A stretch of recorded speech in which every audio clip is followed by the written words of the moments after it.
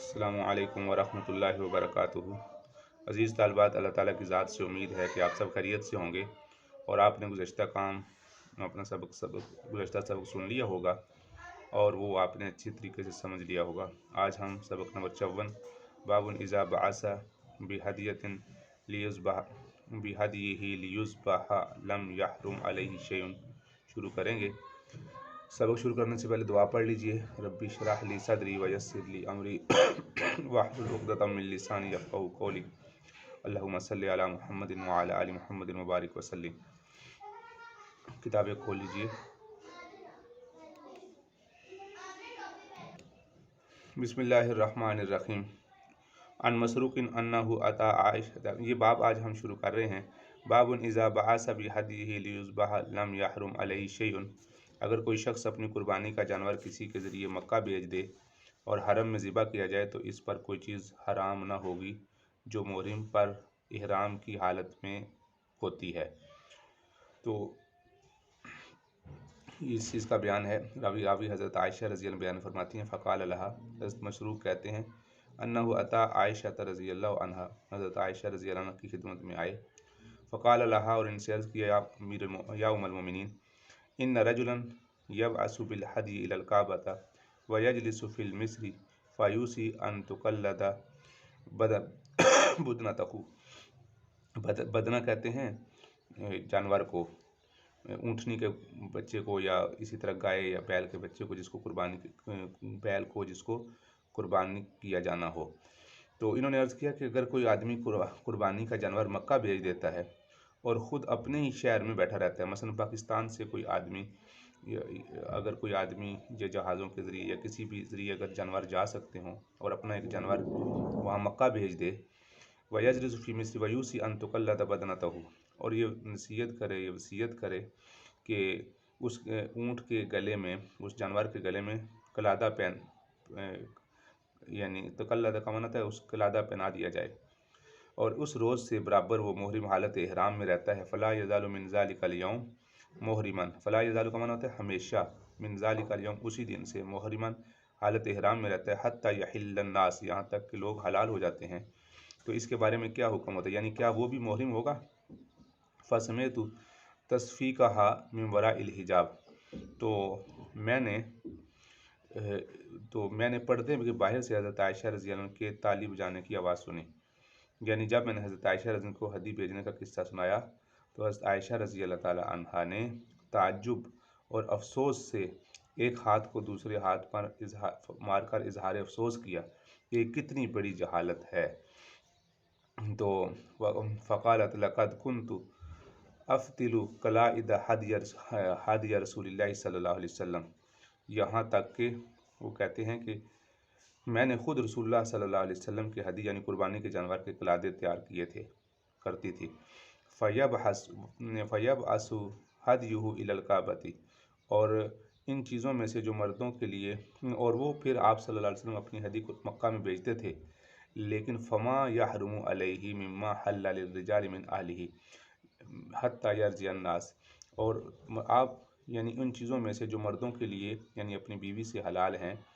اس میں صرف ہدی بھیجنے سے آپ محرم نہیں ہوتے تھے اور کوئی بھی چیز حرام نہیں ہوتی تھی، یعنی آپ صلی اللہ علیہ وسلم محرم نہیں ہوتے تھے صرف ہدی بھیجنے سے، یہاں تک کہ لوگ حج کر کے واپس آ جاتے۔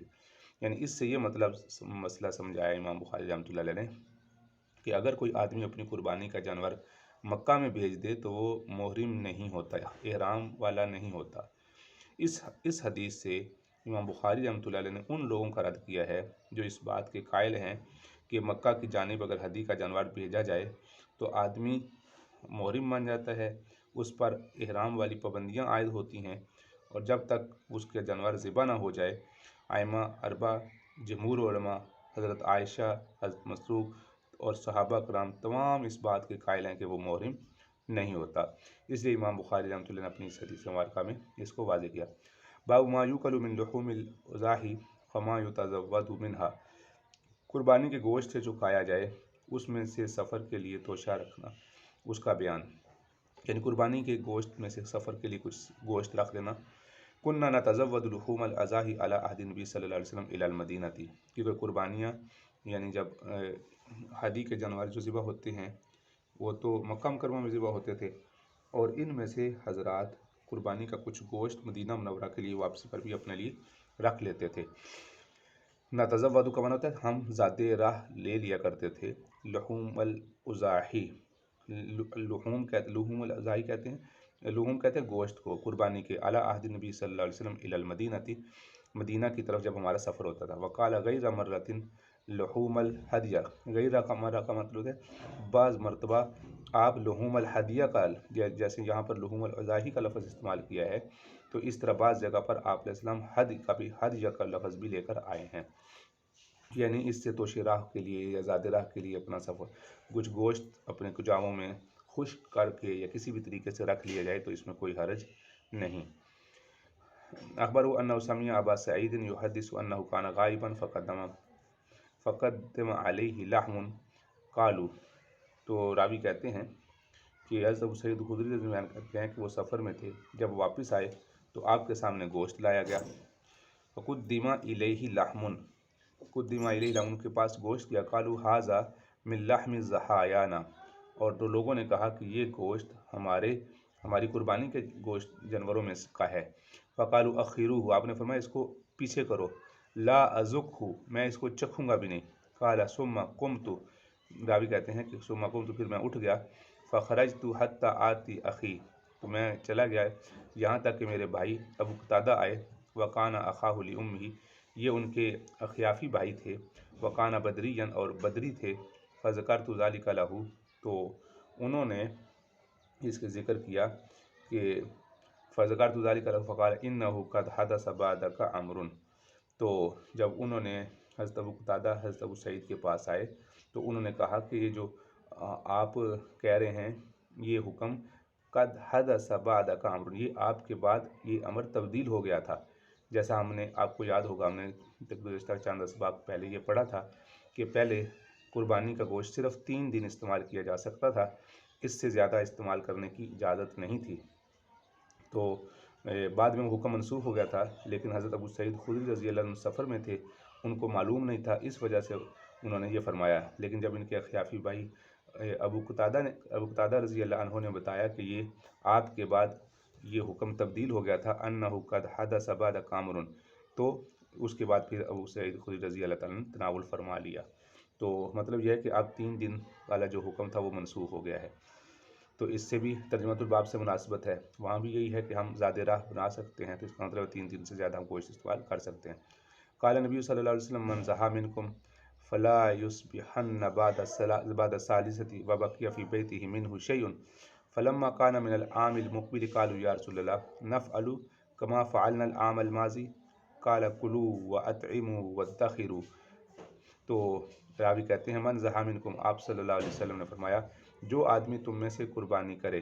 فلا یصبحن بعد الثالثة، کوئی آدمی بھی تیسرے دن کی صبح اس حالت میں نہ کرے کہ اس کے گھر میں قربانی کا گوشت بچا ہوا ہو۔ لیکن جب آئندہ سال آیا تو صحابہ نے عرض کیا اللہ کے رسول نفعل کما فعلنا عام الماضی، کہ ہم ایسے کریں جیسے گزشتہ سال میں کیا تھا، ماضی کا معنی پچھلا سال، تو آپ نے فرمایا نہیں، کلو کھاؤ واطعموا، اور کلو کھاؤ واطعموا اور کھلاؤ، وادخروا اور ذخیرہ کرو، فإن ذلك العام كان بالناس جہد، اس لیے کہ اس سال لوگوں پر مشقت کا زمانہ تھا، یعنی قحط سالی تھی، فأردت أن تعینوا فیہا، تو میں نے ارادہ کیا تھا کہ اس سال میں تم لوگوں کی مدد کرو، ذخیرہ نہ ہو تو لوگوں کو کھلاؤ، تو قربانی کا گوشت کھانے یعنی گوشت کو 3 دن سے زیادہ رکھنے کی ممانعت نہیں ہے، تو اس وجہ اس حدیث سے یہ معلوم ہوا۔ اگلی روایت میں حضرت عائشہ رضی اللہ عنہ فرماتی ہیں الضحیۃ کنا نملح منها فنقدم به الى النبی صلی اللہ علیہ وسلم بالمدینہ فقالوا لا تاکلوا الا 3 ایام،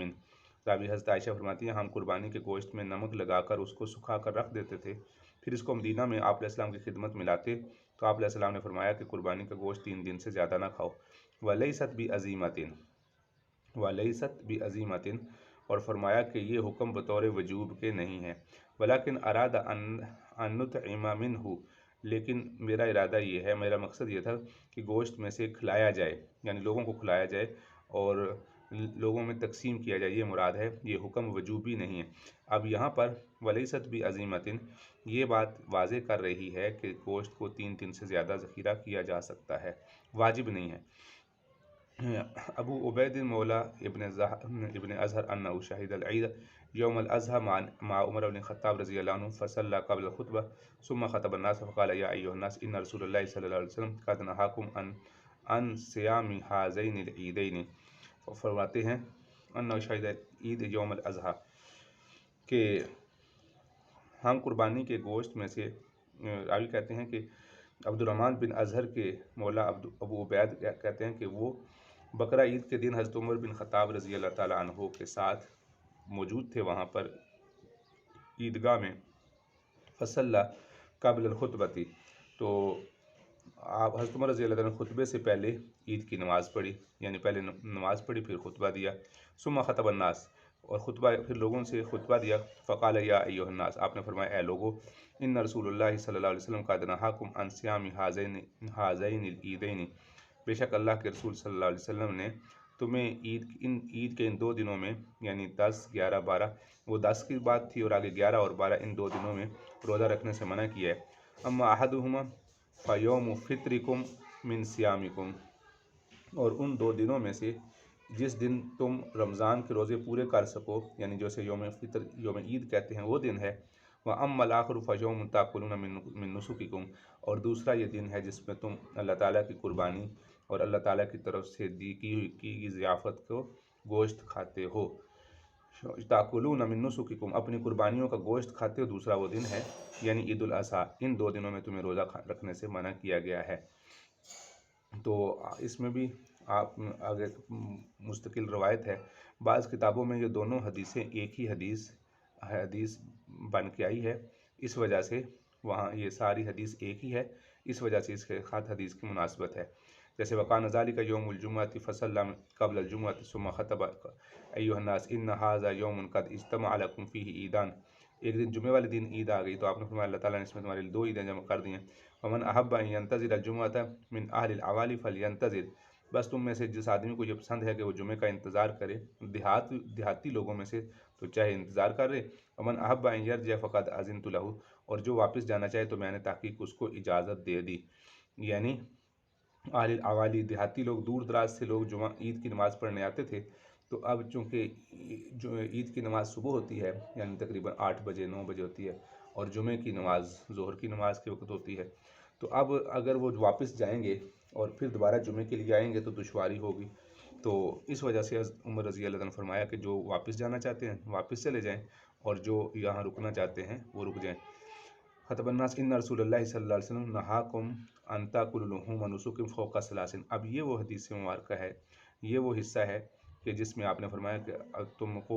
3 دن سے زیادہ اپنی قربانیوں کا گوشت کھانے کی اجازت ہے، اس کی ترجمۃ الباب سے مناسبت ہے۔ اور اکثر نسخوں میں یہ 3 حدیثوں کے جیسے یہاں نمبر لکھے ہوئے ہیں، یہ علیحدہ نمبر نہیں ہے، یہ ایک ہی حدیث ہے، اس وجہ سے مختلف سندوں کے ساتھ مروی ہونے کی وجہ سے اس حدیث میں یہاں پر انہوں نے نمبر دے دیے، ورنہ یہ ایک ہی حدیث ہے، اور اسی جملے سے اس کی ترجمۃ الباب سے مناسبت ہے۔ قال رسول اللہ صلی اللہ علیہ وسلم کلوا من الاضاحی ثلاثا وکان عبداللہ یاکل بالزیت حین ینفر من منی من اجل لحوم الہدی، تو فرمایا یہاں جوات میں ہے، عبداللہ بن عمر بیان کرتے ہیں کہ رسول اللہ صلی اللہ علیہ وسلم نے فرمایا کہ قربانی کا گوشت 3 دن تک کھاؤ، اور پھر حضرت عبداللہ جب منی کو روانہ ہوئے تو روغن زیت سے روٹی کھائی، کیونکہ آپ کے پاس قربانی کے گوشت سے 3 دن کے بعد پرہیز کرتے تھے، اس پر آپ اس 3 دن والی حدیث پر عمل کرتے تھے۔ تو قربانی کے گوشت کو 3 دن سے زیادہ رکھنے کا حکم یہ بڑی تفصیل سے بیان ہو چکا ہے کہ قربانی کے گوشت کو جمع کرنے کی اجازت نہیں تھی، بلکہ ابتدا میں حکم یہ تھا، غربت اور فاقہ کشی عام ہے، اس لیے قربانی کے گوشت کو تقسیم کیا جائے اور ان لوگوں کو قربانی کے گوشت دیا جائے جن تک گوشت عمومی طور پہ سال بھر نہیں پہنچتا، اور بعد میں اللہ تعالیٰ نے اس ممانعت کو ختم کر دیا اور 3 دن کے بعد بھی بلا کراہت رکھنا جائز ہے۔ لیکن حضرت عبداللہ بن عمر رضی اللہ تعالیٰ عنہ کو یہ جو اوپر آخری حدیث ہم نے پڑھی ہے، معلوم ہوتا ہے کہ ان کو یہ نسخ والی حدیث نہیں پہنچی ہوگی، جیسے حضرت ابو سعید خدری رضی اللہ تعالیٰ عنہ کو نہیں پہنچی تھی، تو اس وجہ سے انہوں نے شروع میں پرہیز کیا۔ کتاب الاشربہ، کھانے پینے کے متعلق کے چیزوں کا بیان ہے، پینے والی چیزوں کا بیان۔ اشربہ، مشروبات۔ باب قول اللہ تعالیٰ انما الخمر والمیسر والانصاب والازلام رجس من عمل الشیطان فاجتنبوہ لعلکم تفلحون۔ اللہ تعالیٰ فرماتے ہیں اے مسلمانوں، بے شک شراب، جوا، بت اور بانسے کے تیر، وہ ایک جوئے کے تیر ہوتے ہیں، یہ ناپاک ہیں اور شیطان کے کام ہیں، لہذا تم ان سے بچو تاکہ تم فلاح پا جاؤ۔ قال رسول اللہ صلی اللہ قال من شرب الخمر فی الدنیا ثم لم یتب منها حرمها فی الآخرہ، جس نے دنیا میں شراب پی اور اس نے توبہ نہ کی اور مر گیا تو وہ آخرت کی شراب سے محروم رہے گا۔ تو شراب ویسے مشروب سے ہے، مشروب پینے والی چیز کو کہتے ہیں، خواہ وہ حلال ہو یا حرام ہو، لیکن شریعت میں جو یہاں پر شراب کا لفظ استعمال ہوا ہے اور خمر کا لفظ جس کو کہا گیا ہے، وہ شراب وہ چیز ہے جو وہ حرمت ہے جس سے جو نشہ آور ہو، وہ حرام ہے اور اس کو اللہ کے رسول صلی اللہ علیہ وسلم نے حرام قرار دیا ہے، قرآن مجید میں حرام قرار دیا ہے نشہ آور چیز۔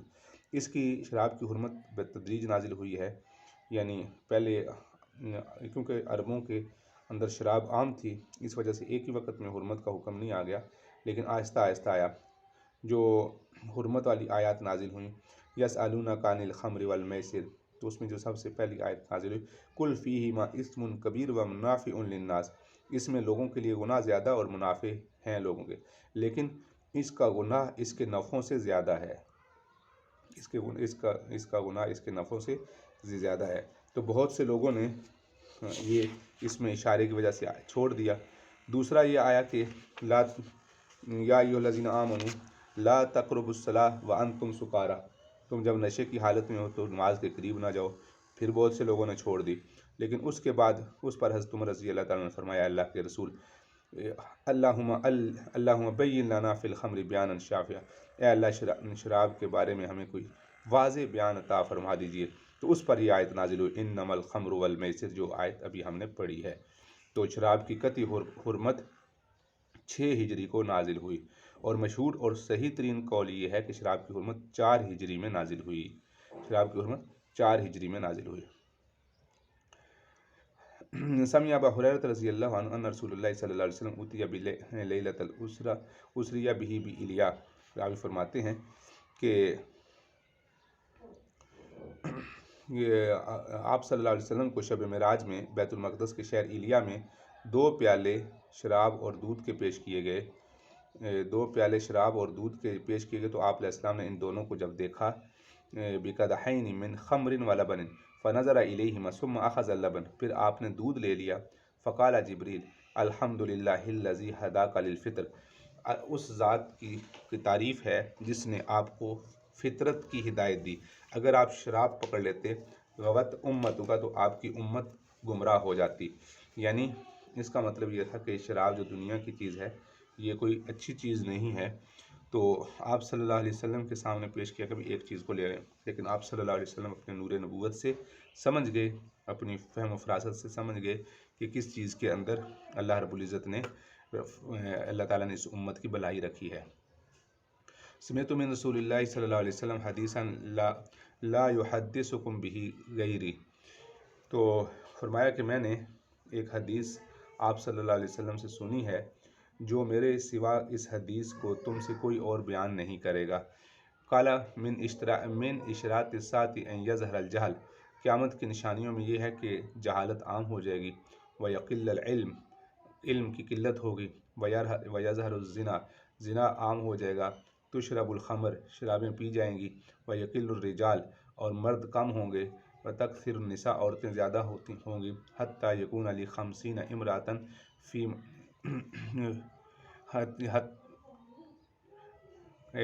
امرأۃ کیمہن رجل واحد، یہاں تک کہ 50 عورتوں کا قیام کرنے والا، ان کے نظم کو سنبھالنے والا ایک مرد ہوگا۔ تو مطلب یہ ہے کہ قرب قیامت کے نزدیک ایسے یہ عام ہوں گی، یعنی یہ قیامت کی نشانیاں بیان کی جا رہی ہیں اور اس میں ساتھ شراب کا ذکر ہے، اس مناسبت سے امام بخاری رحمۃ اللہ اس حدیث کو ذکر کر رہے ہیں۔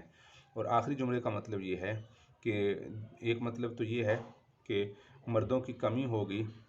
اور یہ مطلب تو واضح ہے کہ مردوں کی کمی ہوگی، عورتوں کی زیادتی ہوگی، یہاں تک کہ ایک مرد کے ذمے میں جو قیام و نظم کرنے کے لیے جو عورتیں ذمے میں بنے گی وہ 50 عورتیں بنے گی، جس میں اس کی بہنیں بھی ہو سکتی ہیں، جس میں اس کی بیٹیاں بھی ہو سکتی ہیں، جس میں اس کی بیویاں بھی ہو سکتی ہیں، اور جو باقی اعزا قارب و رشتہ داروں میں سے بھی باقی عورتیں بھی اس کی ہو سکتی ہیں جو اس کے ذمے میں ہوں گی۔ تو یہ مطلب ہے کہ یہ قیامت کی علامتوں کو بیان کیا کہ شراب کا عام ہونا قیامتوں کی علامات میں سے ہے۔ قال ابو ہریرہ رضی اللہ عنہ ان نبی صلی اللہ علیہ وسلم قال لا یزنی زانی حتی یزنی، کوئی بھی زانی زنا نہیں کرتا جس وقت کہ وہ زنا کر رہا تھا وہ مومن کہ وہ مومن ہو، یعنی جب کوئی زانی زنا کرتا ہے تو ایمان اس کے قلب سے نکل جاتا ہے۔ ولا یشرب الخمر، اور کوئی بھی آدمی شراب نہیں پیتا حین یشرب وهو مؤمن، کہ وہ جس وقت شراب پی رہا ہو وہ مومن ہو، یعنی جب وہ شراب پی رہا ہوتا ہے تو وہ ایمان کی حالت میں نہیں ہوتا۔ ولا یسرق السارق حین یسرق وهو مؤمن، اور کوئی بھی چوری کرنے والا اس چوری نہیں کر رہا ہوتا مگر یہ کہ جس وقت وہ چوری کر رہا ہوتا وہ مومن ہو، یعنی ایسا نہیں ہوتا کہ اس کے چوری کرنے، شراب پینے اور زنا کرنے کی حالت میں وہ ایمان میں ہو۔ مطلب یہ ہے کہ ان کبیرہ گناہوں کے ارتکاب کے وقت وہ کامل مومن نہیں رہتا اور ایمان کا نور اس کے دل سے نکل جاتا ہے، وہ ناقص اور فاسق ہو جاتا ہے۔ اس وجہ سے آپ نے فرمایا، اور ایک روایت میں یہ الفاظ بھی ہیں وَلَا يَنْتَهِبُ نُهْبَةً ذَاتَ شَرْفٍ يَرْفَعُ النَّاسُ إِلَيْهِ أَبْصَارَهُمْ فِيهَا حِينَ يَنْتَهِبُهَا وَهُوَ مُؤْمِنٌ، اور اسی طرح کوئی لوٹنے والا، انتہاب کا معنی ہوتا ہے کہ ڈاکہ مارنا، چوری کرنے والا، اور کوئی بھی لوٹنے والا کوئی بڑی رقم، ذات شرف ان کا مطلب ہوتا ہے کوئی بڑی رقم لوٹنے کے لیے نہیں لوٹتا کہ جس کی طرف لوگوں کی نگاہیں اٹھ رہی ہوں، دیکھ رہے ہوں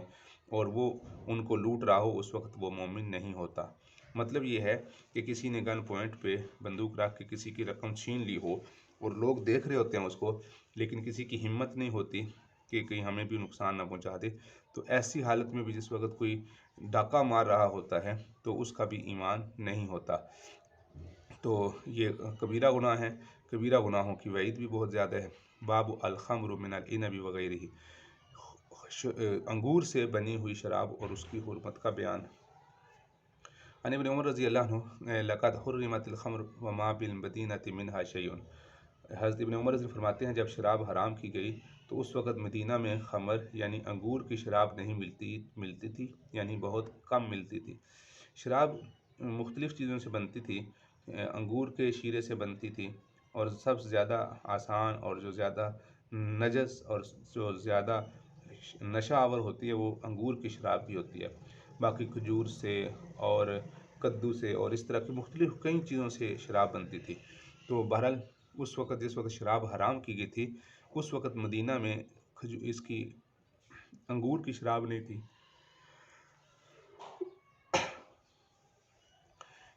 عن انس قال حرمت علینا الخمر من حین حرمت، جب شراب کو حرام کیا گیا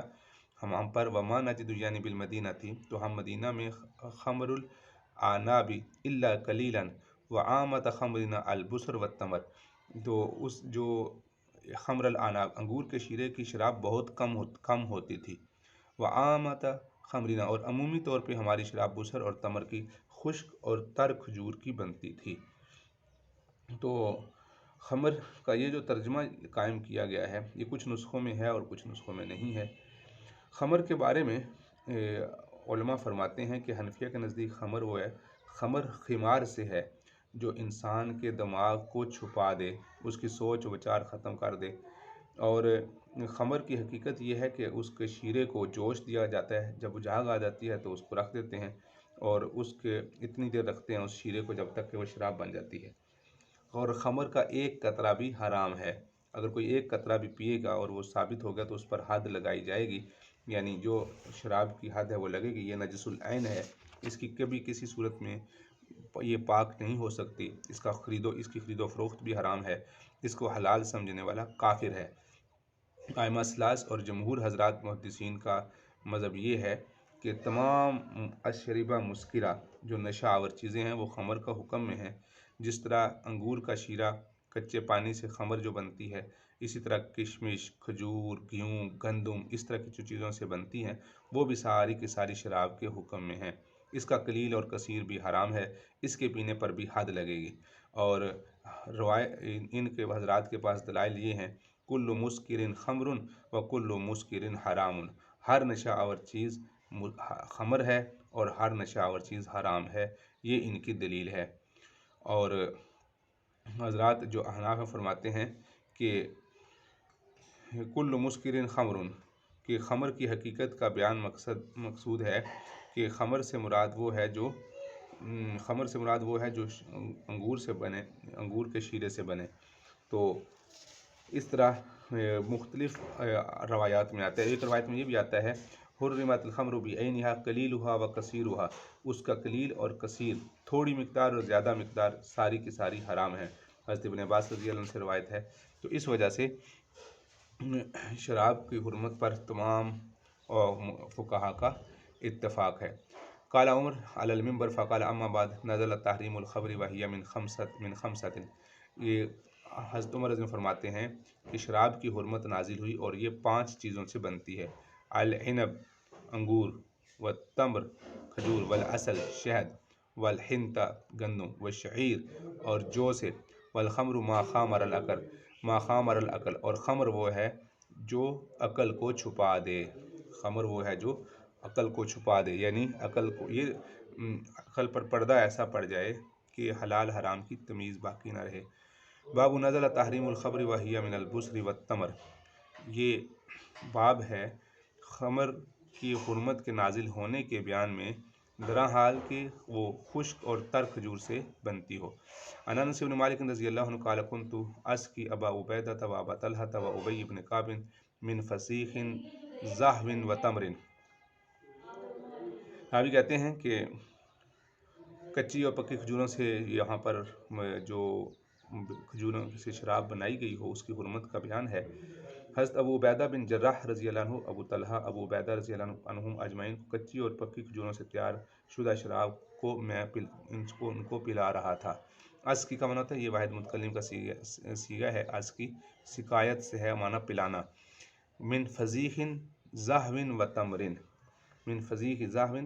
جو کچی اور پکی کھجوروں سے بنی ہوئی تھی۔ فضیخ کہتے ہیں اس کا جو نچوڑ سا ہوتا ہے جو اس سے بنتی ہے جو فضیخ شراب جو کدو کے اندر رکھ کے، کھجوروں کو توڑ کے کدو کو اندر سے خالی کر دیتے ہیں، اس کے اندر رکھ دیتے ہیں، اور پھر جب اس کو بند کر کے تھوڑی سی گرم حصے میں رکھ دیتے ہیں، کچھ دن پڑی رہے تو وہ نشہ آور چیز، گندی چیز بن جاتی ہے۔ تو وہ میں پلا رہا تھا، فجاءہم آتن، تو ایک آنے والا آیا، آتن یہ اسم فاعل کا صیغہ اتا یاتی سے، یہ اتا، فقال ان الخمر قد حرمت، اور اس نے یہ کہا کہ شراب تو حرام ہو چکی ہے۔ فقال ابو طلحہ قم یا انس، تو ابو طلحہ نے کہا کہ اے انس کھڑے ہو جاؤ، فاحرقھا اس کو گرا دے، فاحرقتھا میں نے اس کو گرا دیا۔ حضرات صحابہ رضی اللہ تعالیٰ عنہم اجمعین حکم کو اس درجے ماننے والے تھے کہ جیسے ہی حکم ملا کہ شراب حرام ہو گئی ہے تو اس کی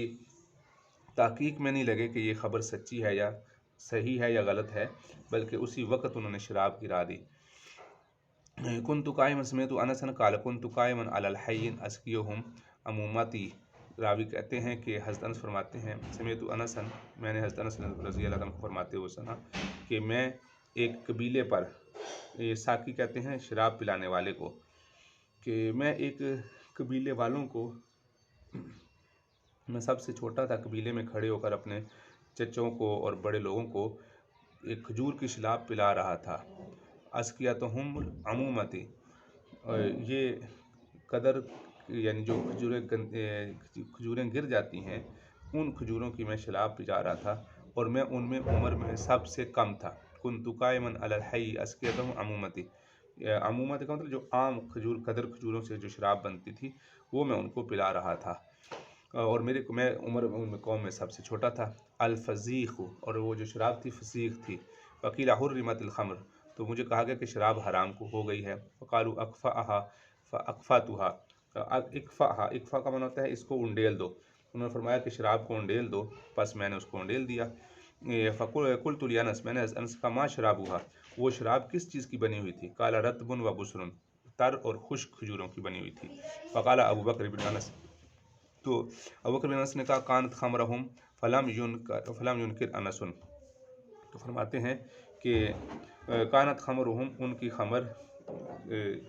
جو تھی کچی، جو ان لوگوں کی جو شراب تھی وہ کھجور ہی کی ہوتی تھی۔ تو اور حضرت انس رضی اللہ تعالیٰ نے یہ بات سن کر اپنے بیٹے کا فلم ینکر انس، حضرت انس نے انکار نہیں کیا، یعنی مطلب یہ کہ اس دن جو شراب پلائی جا رہی تھی وہ کھجور کی بنی ہوئی تھی۔ تو اس سے یہ بات معلوم ہوئی کہ کھجور کی شراب، خواہ وہ تر ہو، کھجور سے بنی ہوئی ہو یا خشک کھجور سے بنی ہو، اس کے پلانے میں اس کی حرمت میں بھی کوئی اشکال نہیں تھا۔ اگر اس میں اشکال ہوتا تو حضرت انس رضی اللہ تعالیٰ بیان فرماتے یا انکار کرتے۔ حدثنی بعض اصحاب انہ سمع انس بن مالک یقول کانت خمرہم یومئذ، تو بلکہ راوی کہتے ہیں کہ سلمان کہتے ہیں کہ میرے ساتھیوں نے جب حضرت انس رضی اللہ عنہ یہ فرماتے ہوئے سنا تو اس وقت انہوں نے یہ فرمایا کہ یہی وہ شراب تھی، یہی وہ شراب تھی جس کا یہ اوپر ذکر کر رہے ہیں۔ بسم اللہ الرحمن الرحیم۔ سمعت سعید بن عبید اللہ قال حدثني بکر بن عبد اللہ ان انس بن مالک حدثهم ان الخمر حرمت والخمر یومئذ البصر والتمر۔ انس بن مالک کہتے ہیں کہ ان کو یہ حدیث بیان کی کہ جب شراب حرام ہوئی تو ان دنوں میں جو شراب تھی وہ خشک اور تر کھجوروں کی بنائی گئی تھی۔ تو یہ حدیث مبارکہ بھی متعدد بار یہاں حدیث مبارکہ آپ کے سامنے نمبر آ رہا ہے، کافی مرتبہ آئی ہے۔ باب الخمر من العسل وهو البتع، فرمایا کہ شراب، وہ شراب جو شہد سے بنائی گئی ہو اسے بتع کہا جاتا تھا، با تا عین، بتع کہتے تھے۔ قال مان سالت انس بن مالک عن الفقاع فقال اذا لم يسکر فلا بأس به، جب تک مسکر نہ ہو، مسکر کہتے ہیں نشہ آور نہ ہو، تو اس کے استعمال میں کوئی حرج نہیں، اس لیے کہ وہ اس وقت تک جب تک نشہ آور نہ ہو وہ ایک مشروب ہوتا ہے، جیسے نبیذ ہے۔ قال ابن الدرداء سألنا عنہ قال لا یسکر لا باس به، جو مسکر نہ ہو اس کے پینے میں کوئی حرج نہیں۔ جیسے کھجوروں کو رات کو پانی میں بھگو دیا جائے، صبح کے وقت وہ میٹھا پانی ہوتا ہے تو اس کے پینے میں کوئی حرج نہیں۔ سئل رسول اللہ صلی اللہ علیہ وسلم عن البتع، آپ صلی اللہ علیہ وسلم سے بتع کے بارے میں پوچھا گیا، فقال کل شراب اسکر فهو حرام، ہر وہ شراب جو مسکر ہو وہ حرام ہے، جو نشہ لے حرام ہے۔ بتع اس کھجور کو کہتے ہیں جو شہد سے بنائی ہوئی، شہد میں پانی مکس کر کے کچھ عرصے تک بالکل بند کر دیتے ہیں تاکہ اس کو ہوا کا اثر نہ پہنچے، تو وہ بھی کچھ عرصے تک نشہ آور ہو جاتا ہے۔ قالت سئل رسول اللہ صلی اللہ علیہ وسلم عن البتع وهو نبیذ العسل، وہ شہد کی نبیذ ہوتی ہے، یعنی پانی، نبیذ کا معنی ہوتا ہے میٹھا پانی، یعنی اس پانی کے اندر شہد ڈالتے ہیں اور وہ رکھ دیتے ہیں، تو وہ کسی ایسے برتن میں جس کے اندر ہوا کا کراسنگ نہ ہو سکتی ہو، تو وہ پھر اس جب یعنی کچھ عرصے میں 5 6 یا 7 دنوں کے اندر اس میں نشہ آ جاتا ہے۔ وکان اہل الیمن یشربونہا، اور اہل یمن شہد کی شراب پیتے ہیں۔ فقال رسول اللہ صلی اللہ علیہ وسلم کل شراب اسکر فہو حرام، ہر وہ شراب جو مسکر ہو، نشہ لائے، وہ حرام ہے۔ اسکر یسکر، یہ جو لفظ لکھا ہوا ہے اسکرہ، اس کا معنی ہوتا ہے نشہ لانے والی چیز، وہ حرام ہے۔ ان رسول اللہ صلی اللہ علیہ وسلم قال لا تنتبذوا فی الدباء ولا فی المزفت وکان ابو ہریرہ یلحق معہ الحنطم والنقیر۔ یہ انشاءاللہ اس پہلی جلد میں بھی اس کی تفصیل آئے گی، یہ چاروں برتن ہیں، یہ بخاری شریف جلد اول میں اس کی تفصیل آئے گی چاروں برتنوں کے۔ آپ علیہ السلام نے فرمایا یہ چاروں برتن ہیں۔ دبا کدو کو اندر سے خالی کر کے بناتے ہیں، مزفت ایک مٹی کا گڑھا ہوتا ہے، اس کے اوپر ایک ایسا تارکول سا لگا دیتے ہیں جس کی وجہ سے ہوا کی کراسنگ نہیں ہوتی۔ اسی طرح حنطم اور نقیر، یہ بھی دونوں برتن ہیں، انشاءاللہ اس کی تفصیل ان چاروں برتنوں کی۔ اس میں چونکہ شراب بنتی تھی تو آپ نے فرمایا لا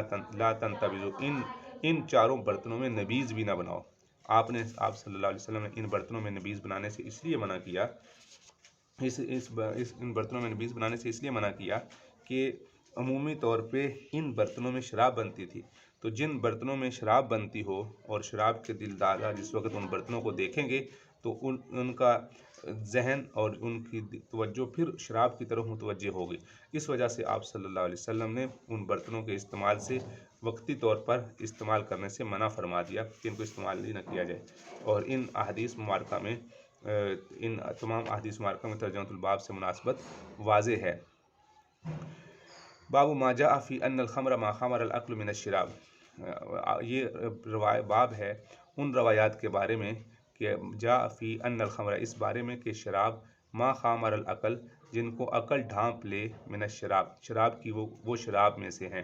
یعنی ہر وہ ایسی نشہ آور چیز جو انسان کے عقل میں تمیز کا معنی ختم کر دے، وہ شراب ہے۔ قال خطب عمر علی المنبر، منبر رسول اللہ صلی اللہ علیہ وسلم، فقال، حضرت عمر رضی اللہ عنہ نے آپ صلی اللہ علیہ وسلم کے ممبر پر یہ خطبہ دیا اور فرمایا، انہ قد نزل تحریم الخمر وہی من خمسۃ اشیاء العنب والتمر والحنطہ والشعیر والعسل والخمر ما خامر العقل وثلاث وددت ان رسول اللہ صلی اللہ علیہ وسلم لم یفارقنا حتی یحد الینا عہدا الجد والکلالۃ، اور تین باتیں ایسی ہیں جس کے بارے میں میں چاہتا ہوں کہ آپ نے فرمایا کہ وددت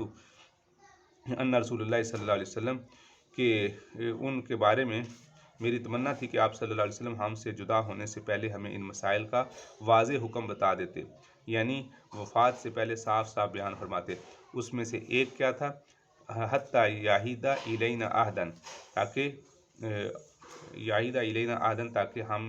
ہمارے سامنے وہ ایک یادداشت رہ جاتی اور ہم تک وہ محفوظ رہتا۔ ان میں سے کیا ہے؟ الجد، اس میں سے ایک دادے کا ترکہ ہے کہ دادا بھائی کو محروم کر دے گا یا بھائی سے محروم ہو جائے گا یا ان دونوں کے درمیان تقسیم ہوگا، یعنی اگر دادا ہو میراث، یعنی دادے کی میراث کا مسئلہ اس میں اختصار سے بیان کیا گیا ہے کہ دادے کے ترکہ کے بارے میں 3 قول ہیں، جس میں یہاں پر اوپر بھی یعنی جس میں آگے فقہا نے کتابوں میں ذکر کیا ہے کہ صحابہ رضی اللہ عنہم اجمعین نے اس میں اختلاف کیا ہے کہ اگر کوئی دادا، تو ظاہری بات ہے اس کے بیٹے ہیں، پھر اس کے آگے پوتے ہیں، تو اس کے ترکے کے بارے میں حضرت عمر رضی اللہ عنہ نے فرمایا کہ اس میں مزید وضاحت کی ضرورت تھی، میری تمنا تھی۔ والکلالہ، کلالہ کہتے ہیں کہ اس کو جس کے اصول نہ ہوں اور نہ ہی فروع ہوں، یعنی والدین بھی نہ ہوں اور نہ بیٹا ہو اور نہ پوتا ہو۔ حضرت ابو بکر، حضرت عمر، حضرت علی، حضرت ابن مسعود رضی اللہ عنہ سے اس کلالہ کی یہی تعریف منقول ہے، جبکہ حضرت ابن عباس رضی اللہ عنہ مروی ہے کہ کلالہ اس کو کہتے ہیں جس کی اولاد نہ ہو اگرچہ اس کے والدین موجود ہوں، اور قرآن مجید میں یہ آیا یستفتونک قل اللہ یفتیکم فی الکلالہ، تو آیت میں کلالہ کی تفسیر میں صرف یہ ہے لیس لہ ولد، کہ ایسا شخص جس کی اولاد نہ ہو، تو اس سے بظاہر یہ شبہ ہوتا ہے کہ اگر باپ زندہ ہو تو وہ کلالہ ہے، تو وہ بھی کلالہ ہے، لیکن چونکہ مفہوم مخالف معتبر نہیں ہے اس لیے اس میں اختلاف ہے۔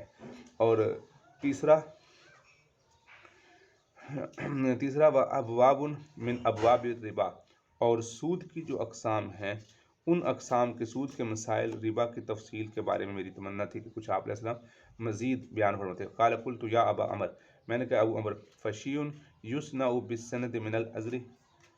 تو راوی کہتے ہیں کہ یہ چیزیں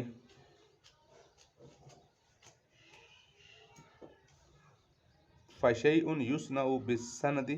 مِنَ الرُّزِّ، تو وہ فرماتے ہیں کہ اے ابو عمر، کیا مشروب جو شیءٌ ایسی چیز، یصنع جو بنائی جاتی ہے، شیءٌ جو بنائی جاتی ہے، یصنع من الارض چاولوں سے، اس کے بارے میں آپ کیا کہتے ہیں؟ فَشَيْءٌ يُصْنَعُ بِالسَّنَدِ مِنَ الارض، یعنی چاولوں کے مشروب، چاولوں کے پانی سے جو چیز بنائی جائے اس کے بارے میں کیا حکم ہے؟ قال ذاک لم یکن علی عہد نبی صلی اللہ علیہ وسلم، تو حضرت ابو عمر کہتے ہیں کہ آپ صلی اللہ علیہ وسلم کے زمانے میں یہ شراب نہیں بنائی جاتی تھی۔ او قال علی عہد عمر، یا انہوں نے حضرت عمر رضی اللہ تعالیٰ کے زمانے کے بارے میں کہا کہ حضرت عمر رضی اللہ تعالیٰ کے زمانے میں یہ شراب نہیں تھی۔ اور ابو حیان کے کہتے ہیں کہ عنب کی جگہ پر زبیب کا لفظ تھا، عنب کی جگہ پر جہاں پر یہ لفظ ہے نا عنب، تو دوسری روایت میں یہاں زبیب ہے، زبیب کشمش کو کہتے ہیں اور عنب انگور کو کہتے ہیں، اور انگور کو جب خشک کیا جاتا ہے تو کشمش بن جاتا ہے، تو بہرحال معنی کے اعتبار سے ایک ہی ہے، لیکن اب یہاں دیکھیں جیسے الخمر تصنع من خمسۃ من الزبیب والتمر والحنطہ والشعیر والعسل، یہ وہی 5 چیزیں ہیں جو ابھی اوپر بیان ہوئی ہیں۔ تو ان چیزوں سے شراب بنائی جاتی تھی، اس وجہ سے آپ نے فرمایا کہ ان چیزوں سے شراب بنائی جاتی تھی، اس وجہ سے آپ نے فرمایا کہ یہ ساری چیزیں منع ہیں اور ہر ایسی چیز جو نشہ لائے وہ حرام ہے۔ تو عزیز طالبات، ابھی یہ جو 3 مسائل ذکر کیے گئے ہیں اوپر والی روایت میں، ایک کلالہ، دوسرا دادے کی وراثت کا مسئلہ، تو یہ آپ لوگ سراجی میں پڑھیں گے، دادے کی وراثت کا مسئلہ اور کلالہ کا، تو ان کی جو تفصیلی مسائل ہیں اپنی جگہ پر آ جائیں گے۔ یہاں جو باب چل رہا ہے وہ شراب کے بارے میں چل رہا ہے کہ کن کن چیزوں سے بنتی ہے ان کا۔ باب ما جاء فی من یستحل الخمر ویسمیہ بغیر اسمہ، یہ ان احادیث کا بیان ہے جو اس شخص کے بارے میں جو خمر یعنی شراب کا نام بدل کر اس کو حلال قرار دے، جیسا کہ آج کل لوگوں نے سود کے بہت سے نام بدلے ہوئے ہیں اور اس کو حلال قرار رکھ دیتے ہیں، اس کو کہتے ہیں جائز ہے، تو اس طریقے سے اس کا بیان ہے۔ واللہ ما قذبنی سمع نبی صلی اللہ علیہ وسلم یقول لیکونن من امتی اقوام یستحلون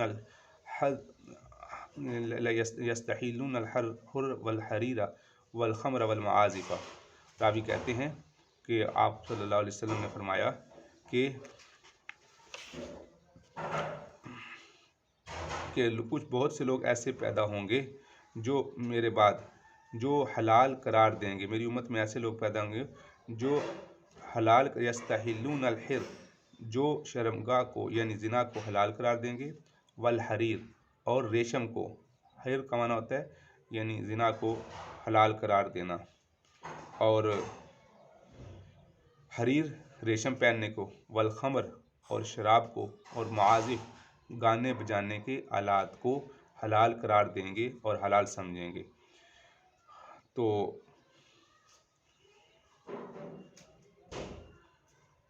یہاں پر ایک اشکال ہوتا ہے یہاں پر یستحلون سے، کہ یہاں پر جیسے نا یستحلون کا حلال قرار دینا، تو کسی حرام چیز کو حلال قرار دینے والا تو کافر ہو جاتا ہے، تو خمر کی حرمت چونکہ قطعی ہے اس لیے حلال سمجھنے والا کافر ہوگا اور امت سے خارج ہوگا، اس لیے یہ معنی لیے جا سکتے یستحلون سے مراد حلال سمجھنے والوں کی طرح وہ پرواہ نہیں کریں گے، یعنی کیونکہ پھر یہاں پر آگے جو لفظ ہے نا من امتی، میری امت میں سے، تو جب انہوں نے حلال سمجھا تو وہ آپ صلی اللہ علیہ وسلم کی امت سے نکل گئے، تو پھر آپ علیہ السلام نے میری امت کا بارے ان کے لیے میری امت کا لفظ کیوں آپ نے ارشاد فرمایا؟ تو اس کا جواب یہ ہے کہ وہ لوگ شراب ایسے پئیں گے یا یہ چاروں باتوں کا استعمال ایسے کریں گے جیسے حلال سمجھنے والے لوگ کرتے ہیں، یعنی جیسے کافر لوگ کرتے ہیں، اور اس کی پرواہ ہی نہیں کریں گے، اسی طرح زنا کریں گے اور اسی طرح حرام کاموں میں پڑیں گے اور نکاح متع کریں گے اور اس کو حلال سمجھیں گے۔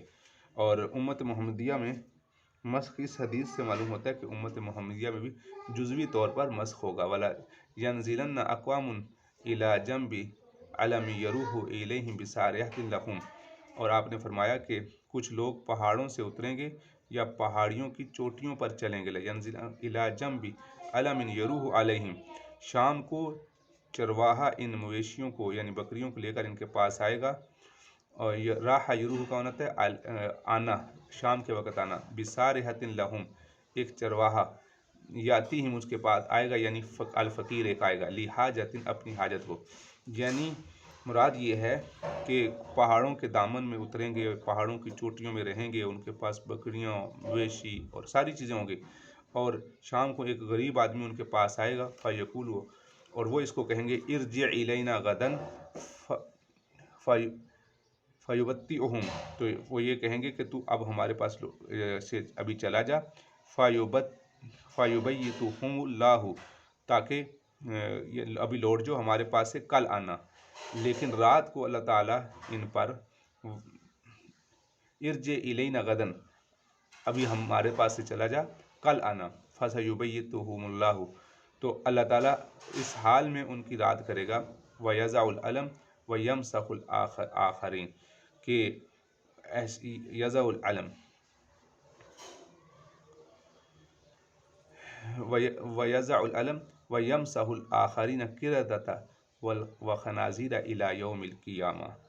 کہ اللہ تعالیٰ ان کو ایسے ہلاک کر دے گا کہ اس میں سے کچھ لوگوں کو جو پہاڑ سے بچ جائیں گے وہ بندر اور سور بنا دے گا، اور وہ قیامت تک ایسے ہی رہیں گے، خنازیر الی یوم القیامہ، قیامت تک وہ ایسے ہی رہیں گے۔ اللہ حفاظت فرمائے۔ تو اللہ تعالیٰ ان پر رات کے وقت سے ایسی آگ اتاریں گے اور ایسی ہلاکت اتاریں گے، فَيُبَيِّتَهُمُ اللَّهُ، اللہ تعالیٰ ان کی رات کے وقت ان پر ہلاکت اتاریں گے، فَيَضَعُ الْعَلَمَ، اور ان پر اپنا علم اور عذاب رکھ دیں گے، وَيَمْسَحُ الْآخَرِينَ، اور دوسروں کی یعنی باقیوں کی شکلوں کو مسخ کر دیں گے، اور جو لوگ بچیں گے قِرَدَۃَ الْخَنَازِيرِ، یعنی اس میں سے بعض لوگ خنزیر اور بعض لوگ بندر بن جائیں گے، اور وہ قیامت تک ایسے ہی رہیں گے۔ مطلب یہ قیامت تک ایسے رہنے کا کہ وہ اپنی موت تک ایسے ہی رہیں گے۔ تو اس حدیث سے معلوم ہوا کہ اس امت میں بھی جزوی طور پر مسخ ہوگا، اور دوسری حدیث سے بھی ثبوت ملتا ہے کہ ان کے دل بندر اور سور کی طرح ہوں گے۔ بندر میں حرص اور سور میں بے حیائی ضرب المثل ہوتی ہے۔ بے حیائی میں سور سب سے آخر اوپر کے درجے میں ہے۔ اس امت کے کچھ لوگوں کے دلوں میں دنیا کمانے کی حرص ایسے ہوگی کہ حلال اور حرام کی تمیز کیے بغیر اس میں لگیں گے، جائز اور ناجائز کاموں میں بے حیائی کی طرف ان کی طبیعتیں بن جائیں گی۔ اللہ حفاظت فرمائے۔ باب انتباز فی الاوعیۃ والتنور، اس سے جو پیچھے والا باب گزرا ہے اس میں تھا کہ شراب کو دوسرے نام بدل کر استعمال کرنے کا بیان تھا۔ برتنوں اور پتھروں وغیرہ کے پیالوں میں نبیذ بنانے کا حکم۔ دعا رسول اللہ صلی اللہ علیہ وسلم فی عرسہ فکانت امرأۃ خادمہ وفیہ العروس قالت اتدرون ما سقیت رسول اللہ صلی اللہ علیہ وسلم انقعت لہ تمرات من اللیل فی طور، یہ نبیذ کا حکم ہے۔ انتباز کہتے ہیں بنانا، نبیذ بنانا، فی الاوعیۃ پیالوں میں، والطور اور کٹوروں میں، برتنوں میں اور پتھر کے برتنوں میں نبیذ بنانے کا حکم۔ آپ صلی اللہ علیہ وسلم نے فدار رسول اللہ صلی اللہ علیہ وسلم فی عرسہ، اپنے ولیمے کی دعوت دی، عرس ولیمے کے کھانے کو بھی کہتے ہیں۔ فکانت امرأۃ خادمہ، اور جو ابو اسید کی بیوی ہی سب کی خدمت کر رہی تھیں، حالانکہ وہ ابھی نئی دلہن تھیں۔ وہی العروس، عروس کہتے ہیں نئی دلہن کو۔ قالت اتدرون ما سقیت رسول اللہ صلی اللہ علیہ وسلم، تو ام اسید سلامہ کہنے لگیں کہ آپ حضرات کو معلوم ہے کہ میں نے رسول اللہ صلی اللہ علیہ وسلم کو کیا پلایا تھا اس رات کو؟ میں نے آپ صلی اللہ علیہ وسلم کے لیے رات کے وقت کچھ کھجوریں پانی کے برتن میں بھگو دی تھیں۔ انقعت لہ تمرات من اللیل فی طور، پتھر کے برتن میں بھگو دیا تھا، اس کا میٹھا پانی صبح کے وقت آپ صلی اللہ علیہ وسلم کو پلایا، اس میں کوئی حرج نہیں ہے، اس لیے کہ اس میں حرج نہ ہونے کی وجہ یہ ہے کہ وہ میں نشہ نہیں ہوتا، صرف مٹھاس اور ذائقہ ہی آتا ہے۔ قال نہا رسول اللہ صلی اللہ علیہ وسلم عن الظروف فقالت الانصار انہ لا بد لنا منہ، آپ صلی اللہ علیہ وسلم نے ان برتنوں، یہ باب ہے باب ترخیص النبی صلی اللہ علیہ وسلم فی الاوعیۃ والظروف بعد النہی، کچھ برتنوں کے استعمال کی ممانعت کے بعد آپ صلی اللہ علیہ وسلم ان کو اجازت دینا۔ نہا رسول اللہ صلی اللہ علیہ وسلم عن الظروف فقالت الانصار انہ لا بد لنا منہ، تو رسول اللہ صلی اللہ علیہ وسلم نے چند برتنوں کے استعمال سے منع فرمایا تھا، تو حضرات انصار نے عرض کیا اے اللہ کے رسول، لا بد لنا منہا، ہمارے لیے تو وہ بڑے ضروری ہیں، یعنی ہم ان کے بغیر چارہ کار نہیں، یعنی برتن ہی وہی ہوں گے، عمومی طور پہ وسعت نہیں تھی اتنی زیادہ، تو اس وجہ سے برتن نہیں ہوں گے، تو اس کے فرمایا اللہ کے رسول اگر آپ اجازت دے دیں، تو آپ نے فرمایا فلا اذن، پھر کوئی حرج نہیں، یعنی ان کو اچھی طرح پاک کر لو، صاف کر لو، تو پھر استعمال کر سکتے ہو۔ لما نہا نبی صلی اللہ علیہ وسلم عن الاوعیۃ، اور دوسری روایت میں یہی الفاظ ہیں کہ آپ صلی اللہ علیہ وسلم نے ان برتنوں کے استعمال سے منع فرمایا تھا۔ لما نہا نبی صلی اللہ علیہ وسلم عن الاوعیۃ، جب آپ صلی اللہ علیہ وسلم نے منع فرمایا کہ ان حضرات نے اجازت طلب کی، تو آپ صلی اللہ علیہ وسلم نے ان کو اجازت دے دی۔ عن عبداللہ بن عمرو رضی اللہ عنہ قال لما نہا النبی صلی اللہ علیہ وسلم عن الاسقیۃ قیل للنبی صلی اللہ علیہ وسلم لیس کل الناس یجد سقاء فرخص لهم فی الجر غیر مزفۃ، تو آپ صلی اللہ علیہ وسلم جب آپ علیہ السلام نے اسقیہ یعنی شرابوں سے منع کیا، تو آپ علیہ السلام نے لوگوں نے میں سے کسی نے عرض کیا اللہ کے رسول، لیس کل الناس، یعنی ہر آدمی، تمام لوگوں کے پاس وہ جو مشق ہے، سکا جس میں پانی بھر کے لاتے تھے، وہ میسر نہیں ہے، یعنی اس کے علاوہ اگر ہم ان کو گرا دیں یا پھینک دیں، ان کو ضائع کر دیں، تو ان کے علاوہ ہمارے پاس مشقیں نہیں ہیں کہ اس میں پانی کو محفوظ رکھا جا سکے زیادہ دیر۔ اور اویتن برتنوں، بعض میں جگہ پر اویہ کا لفظ ہے، بعض جگہ پر اسقیہ کے الفاظ ہیں، تو ایسے نہیں۔ تو آپ نے فرمایا فرخص لہم فی الجر، آپ علیہ السلام نے بڑے مٹکے کی اجازت دے دی، غیر مزفتن، جس کو باہر سے لیپ نہ لگایا گیا ہو، کوئی تارکول وغیرہ کا یا پینٹ کا یا ایسے، جس سے اس کی ہوا بند ہو جائے، کیونکہ مشکوں کے اندر پانی کو محفوظ رکھا جاتا تھا۔ تو جب آپ علیہ السلام نے وہ بڑے گھڑوں کو جب اس سے منع فرمایا تو صحابہ نے عرض کیا کہ ہمارے پاس مشقیں نہیں ہیں، کیونکہ پانی کو جمع کرنے کے لیے یا تو مشقیں ہوتی تھیں یا بڑے بڑے گھڑے ہوتے تھے، تو جو گھڑے تھے وہ گھڑے توڑنے کا حکم دیا، تو صحابہ نے عرض کیا ہمارے پاس مشق نہیں ہے، تو پھر آپ نے اس کی بھی اجازت دے دی گھڑوں کے استعمال کی، لیکن یہ آپ نے فرمایا کہ جس پر جو باہر سے جن کو تارکول وغیرہ نہ لگا ہوا اس کے استعمال میں کوئی حرج نہیں۔ ان علی رضی اللہ عنہ قال نہى النبی صلی اللہ علیہ وسلم عن الدباء والمزفت، آپ صلی اللہ علیہ وسلم نے دبا، کدو کا جو ایک برتن بنایا جاتا ہے اندر سے خالی کر کے اس کو، اور مزفت سے منع کیا، اس لیے کہ اس میں عمومی طور پہ دبا سے اور مزفت یہ برتن شراب بنانے کے لیے استعمال میں ہوتے تھے، اس وجہ سے آپ صلی اللہ علیہ وسلم نے ان کے استعمال سے منع فرمایا۔ قلت للاسود، راوی کہتے ہیں میں نے حضرت اسود سے پوچھا کہ حل سالت عائشہ رضی اللہ ام المؤمنین اما یکرہ ان ينتبذ فیہا، تو کیا آپ نے ام المؤمنین حضرت عائشہ رضی اللہ عنہ سے پوچھا کہ کن برتنوں میں نبیذ بنانا مکروہ ہے؟ قالت، تو آپ نے کہا کہ حضرت عائشہ فرماتی ہیں نہانا فی ذالک اہل البیت ان ننتبذ فی الدباء والمزفت، اور فرماتے ہیں کہ ہمیں یعنی گھر والوں کو اس سے منع کیا گیا تھا کہ دبا اور مزفت ان برتنوں میں نبیذ نہ بنائیں۔ قلت اما ذکرت الجر والحنتم، تو میں نے کہا اما ذکرت، کیا آپ نے جر گھڑے کو کہتے ہیں بڑے گھڑے کو، یا حنتم جو لکڑی کا اندر سے خالی کر کے برتن بنایا گیا ہوتا ہے، اس کے بارے میں آپ نے پوچھا ہے؟ قال انما احدثک ما سمعت، بے شک میں تمہیں اس کے بارے میں بیان کروں گی جو میں نے سنا، فاحدث ما لم اسمع، اور میں اس وقت تک بیان کروں جب تک میں نے سنا نہیں، یعنی جو میں نے نہیں سنا تو وہ میں بیان نہیں کروں گا۔ حضرت عائشہ رضی اللہ عنہ نے فرمایا کہ جو میں نے بیان کر دیا وہ سنا ہے، جو میں نے نہیں سنا وہ میں بیان نہیں کر سکتی، اس لیے کہ میں غلط تو بول نہیں سکتی۔ عن عبداللہ ابن عوف رضی اللہ عنہ قال نہى النبی صلی اللہ علیہ وسلم الجر الاخضر، آپ علیہ السلام سبز گھڑے کے استعمال سے منع فرمایا۔ قلت انشرب فی الابیض، کیا ہم سفید گھڑے میں پانی پی سکتے ہیں؟ قال لا، آپ نے فرمایا نہیں، اس لیے کہ یہ جو برتن ہوتے تھے جو کبھی سیاہ رنگ کی تارکول لگا دیتے تھے، جیسے آج کل اس کی مثال پینٹ ہے کہ باہر سے ایسا پینٹ کر دیا جائے کہ اس کے اندر ہوا کراس نہ ہو سکے، وہ اندر سے بھی اور باہر سے بھی ایسا تارکول مل دیتے تھے، اور پھر اس کے اوپر اس میں کھجوریں یا انگور یا کشمش رکھ دیتے تھے، اور اوپر شاپر سے یا کسی ایسی چیز سے اس کا منہ بند کر دیتے تھے جس سے ہوا کراس نہیں ہوتی تھی، اور پھر اس کو مٹی میں دفن کر دیتے تھے، اور 5-6 دن کے بعد وہ شراب بن جاتی تھی۔ تو ان برتنوں کا استعمال عمومی طور پہ ایسے تھا، اس وجہ سے، اور یہ عرب لوگ جو ہے وہ شراب کے دل داتا تھے، تو جب ان کو برتنوں کو دیکھیں گے تو دوبارہ ان کو پینے کی طرف یعنی حاجت ہو سکتی ہے، اس لیے آپ نے ان سے منع فرمایا۔ باب نقیع التمر ما لم یسکر، کھجور کا شربت پینا جب تک کہ وہ مسکر نہ ہو، جب تک کہ وہ نشہ آور نہ ہو، اس کے پینے کا بیان ہے۔ ان ابا سعید الخدری دعا النبی صلی اللہ علیہ وسلم لعرسہ، فقانت امرأۃ خادمہ یومئذ وہی العروس، قالت هل تدرون ما انقت، یہ وہی روایت ہے جو ابھی گزری ہے۔ باب البازق ومن نہا عن کل مسکر من الاشربۃ، یہ بیان ہے بازق یعنی کھجور کے شیرے سے کو ہلکا سا گرم کر دیا جائے، یعنی بالفرض تھوڑا سا گرم کر کے اس کو تھوڑا سا جوش دے کے پھر اس کو رکھ دیا جائے تو اس سے جو مشروب بنے اس کا بیان۔ ورأی عمر و ابو عبیدہ و معاذ شراب الطلاء علی الثلث وشرب البراء و ابو جحیفۃ علی النصف وقال ابن عباس اشرب العصیر ما دام طریا، یہ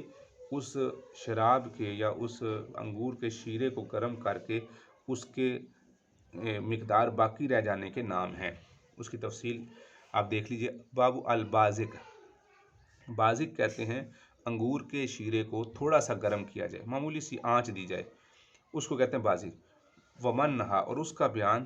جو مشروبات میں سے حرام ہے، ومن نہا عن کل مسکر من الاشربہ، مشروبات میں سے جو چیزیں حرام ان کا بیان۔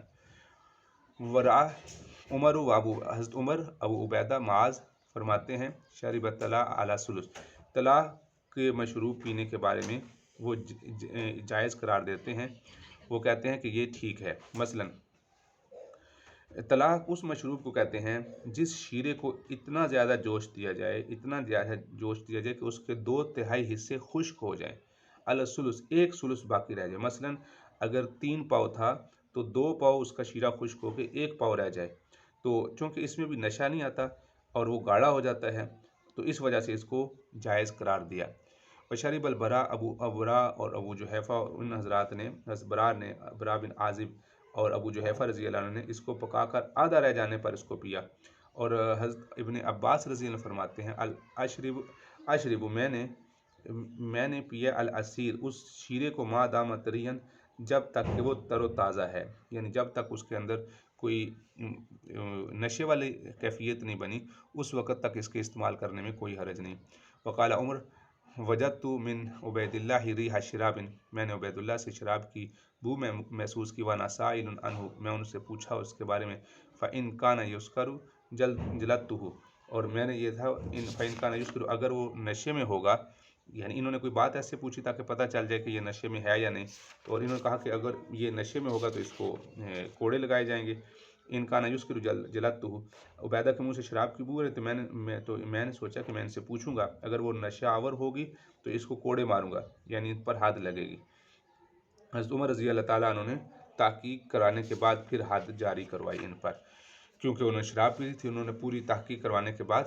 حد جاری کرواتے تھے۔ بازک زال کے فتح بازک اور کے کسر دونوں طرح ہی منقول ہے، یہ بھی ایک قسم کی شراب ہے، شہد سے بنائی جاتی تھی، اس کا بیان ہے، اور تھوڑا سا اس کو آنچ دے کے رکھ دیتے ہیں گرم کو، اور پھر اس کو 5-6 دن کے لیے ایک ایسی جگہ رکھ دیتے ہیں جہاں ہوا نہیں لگتی، اس سے یہ شراب بنتی تھی، تو یہ مسکر تھی، اس وجہ سے آپ نے فرمایا یہ حرام ہے۔ سألت ابن عباس عن البازق قال سبق محمد البازق، تو راوی کہتے ہیں کہ حضرت محمد صلی اللہ علیہ وسلم نے اس بازق کا حکم پہلے بیان کر دیا، وہ کیا ہے؟ فما اسکر فہو حرام، ہر وہ چیز جو مسکر ہوگی وہ حرام ہے۔ قال الشراب الحلال طیب، کہ شراب حلال اور پاکیزہ ہے۔ قال لیس بعد الحلال طیب الا الحرام الخبیث، آپ نے فرمایا کہ بازق ہو یا کوئی بھی اور چیز ہو، حلال شراب پاک ہے اور حلال طیب کے بعد صرف حرام خبیث ہے۔ تو مطلب یہ ہے کہ کوئی بھی ایسا مشروب، اشراب الحلال طیب، اشراب الحلال پاکیزہ حلال جو شراب ہے، مشروب پینے والی چیز مراد ہے، جو حلال ہے وہ پاکیزہ ہے۔ قال لیس بعد الحلال طیب، بعد الحلال طیب، کہ آپ نے فرمایا کہ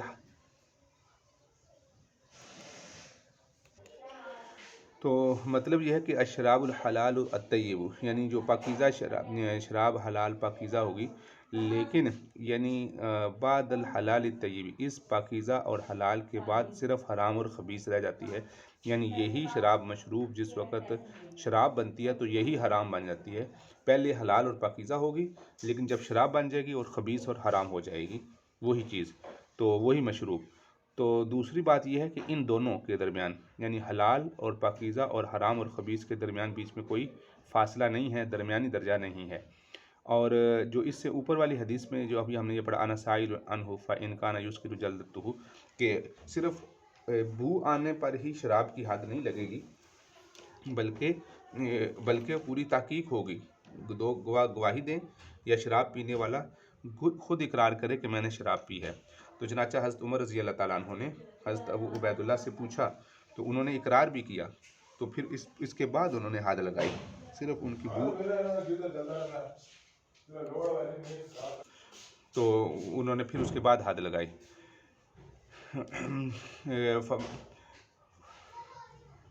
ان ابی کان نبی صلی اللہ علیہ وسلم یحب الحلوا والعسل، آپ صلی اللہ علیہ وسلم میٹھی چیز کو اور شہد کو پسند فرمایا کرتے تھے۔ پسند مروانے کا مطلب پیچھے بھی گزر چکا ہے کہ یہ مطلب نہیں تھا کہ ہر وقت تناول فرماتے تھے، یعنی جب کھانے کے بعد کسی وقت میسر ہوتی تھی تو آپ تناول فرما لیا کرتے تھے۔ اور دوسرا، اس حدیث مبارکہ کو یہاں پر ذکر کرنے کا مقصد یہ ہے کہ شہد اور حلوہ میٹھی چیز یا میٹھا پانی استعمال کرنے میں کوئی حرج نہیں جب تک کہ حرام نہ ہو۔ باب من رعا اللہ یخلط البصر والتمر اذا کان مسکرا، یہ باب ہے کچی کھجوروں، گدر کھجوروں اور پکی کھجوروں کو ملا کر کھانے سے، یعنی جس نے منع کیا ہے، یعنی ایک ساتھ ملا کر نبیذ بنانا جائز نہیں، اس کا بیان۔ اور جب وہ نشہ آور ہوں، یا یہ کہ ان سے 2 سالن کا ایک سالن نہ بنائے۔ اللہ یجعل الادامین، ادام کہتے ہیں سالن کو، من ادامن ایک سالن سے 2 سالن نہ بنانے کا بیان ہے۔ یعنی اب یہاں پر امام بخاری رحمۃ اللہ علیہ کا اس ترجمہ باب کا مقصد یہ ہے کہ خلیطین، کچی کھجوریں اور پکی کھجوریں ملا کر نبیذ بنانا، اس سے منع کرنے کا بیان ہے۔ اور اس کی وجہ یہ ہے کہ اس صورت میں نشہ جلدی پیدا ہو جاتا ہے، اس وجہ سے منع فرمایا۔ یا اس کی وجہ یہ ہو سکتی ہے کہ 2 سالنوں کو ملا کر ایک سالن بنا دینا، یہ بھی خلاف سنت ہے، یعنی 2 سالنوں کو ایک ساتھ ملا کر، چاہے سالن جلد خراب ہو جاتا ہے، اس وجہ سے آپ نے منع فرمایا ہے۔ اس وجہ سے یہ اس حدیث مبارکہ اس کا بیان ہے۔ سہیل بن البیضاء خلیط بسر و تمر، آپ نے بسر اور تمر، تر اور خشک کھجوروں کو آپ نے جمع کیا۔ اذا حرمت الخمر، یہ اس وقت کی بات ہے اذ حرمت الخمر، جب شراب حرام ہو چکی تھی۔ فقذفتها، تو کہتے ہیں کہ میں نے، یعنی جب انہوں نے جب شراب حرام ہو چکی تو میں نے وہ باقی شراب پھینک دی، یعنی وہ کچی اور پختہ کھجوروں کی شراب بنائی ہوئی تھی، اور یہ لأنی لاسقی ابا طلحہ و ابا دجانہ و سہیل بن بزا، ان تمام حضرات کو وہ پلا رہا تھا۔ تو اذ حرمت، جب شراب حرام چکی، فقذفتها، جب مجھے معلوم ہوا کہ شراب حرام چکی تو میں نے پھینک دی۔